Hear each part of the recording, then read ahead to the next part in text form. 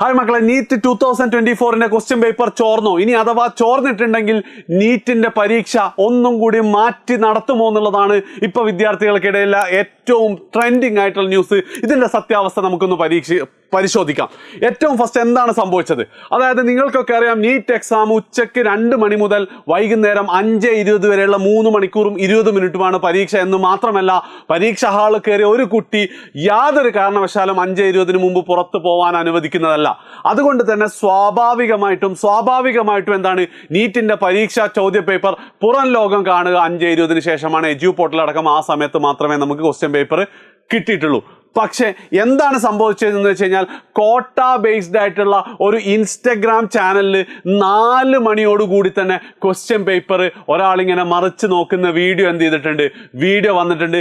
ആ വീഡിയോ ഞങ്ങളും ഏകദേശം ആ സമയത്ത് തന്നെ കണ്ടിട്ടുണ്ടായിരുന്നു. പക്ഷേ ഇത് 2024 ക്വസ്റ്റ്യൻ പേപ്പറാണ്, നമുക്ക് അറിയില്ലല്ലോ. അപ്പോൾ 5:20 ശേഷം വെരിഫൈ ചെയ്തപ്പം സെയിം ക്വസ്റ്റ്യൻ പേപ്പർ തന്നെയാണ് വന്നിട്ടുള്ളത്. അപ്പോൾ ഇത് യഥാർത്ഥത്തിൽ ക്വസ്റ്റ്യൻ പേപ്പർ ചോർന്നതാണോ? എൻ്റെ ഒരു അഭിപ്രായത്തിൽ ഇവിടെ ഇപ്പോൾ സംഭവിക്കുക, ഇൻസ്റ്റാഗ്രാം പേജിന് കുറച്ച് ലൈക്ക് കൂടും, കുറച്ച് ഫോളോവേഴ്സ് കൂടുന്നല്ലാതെ വേറൊന്നും സംഭവിക്കില്ല എന്നുള്ളത്. കാരണം എന്താ വെച്ചാൽ, നീറ്റ് പോലത്തെ ഒരു പരീക്ഷ ഏകദേശം 500-ലേറെ സെൻറ്ററുകളിൽ ഇന്ത്യയിൽ അങ്ങോളം ഇങ്ങോളം നടക്കുന്ന പരീക്ഷയാണ്. അപ്പം ആ ഒരു പരീക്ഷയിൽ 2 മണിക്ക് പരീക്ഷ തുടങ്ങിക്കഴിഞ്ഞാൽ ഏതെങ്കിലും ഒരു കുരുത്തം കെട്ടവൻ പരീക്ഷ ചോദ്യ പേപ്പർ എടുത്ത് ഇറങ്ങി അങ്ങോട്ട് ഓടി. ചിലപ്പോൾ ഒന്നും ചെയ്യാൻ പറ്റണമെന്നില്ല. അല്ലെങ്കിൽ അവിടെയുള്ള ഒരു ഇൻവിജിലേറ്റർ, ഇതൊന്നും വളരെ സിമ്പിളായിട്ട് ഞാൻ പറയുന്ന കാര്യമല്ല കേട്ടോ, ഒരു NTA പോയിന്റ് ഓഫ് വ്യൂവിൽ പറയാണ്.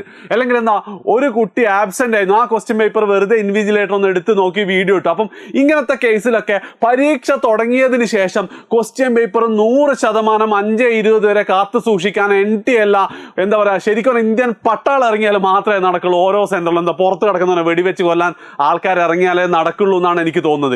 അപ്പം ഇവിടെ ഇപ്പൊ എന്താ സംഭവിച്ചത്? 4 മണി ആയതുകൊണ്ട് തന്നെ ഈ 2 മണിയുടെയും 4 മണിയുടെയും ഇടയിലുള്ള ഏകദേശം 2 മണിക്കൂറിൽ എപ്പോഴും ആവാം. അങ്ങനെയാണെങ്കിൽ പരീക്ഷ എഴുതുന്ന മുഴുവൻ വിദ്യാർത്ഥികൾ ഓൾറെഡി പരീക്ഷാ ഹാളിലാണ്. അവരാരും എന്ത് ചെയ്തിട്ടില്ല, ക്വസ്റ്റ്യൻ പേപ്പർ മുന്നേ കണ്ടിട്ടില്ല. ഇതായിരിക്കും സംഭവിച്ചിട്ടുണ്ടാകുക എന്നാണ് ഞാൻ എക്സ്പെക്ട് ചെയ്യുന്നത്. പക്ഷെ ചെറിയൊരു സാധ്യത ഉണ്ട്. എങ്ങനെ?